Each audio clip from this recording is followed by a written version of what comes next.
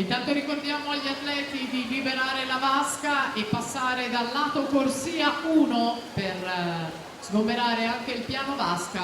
Invito gli atleti a liberare la vasca e passare dal lato corsia 1.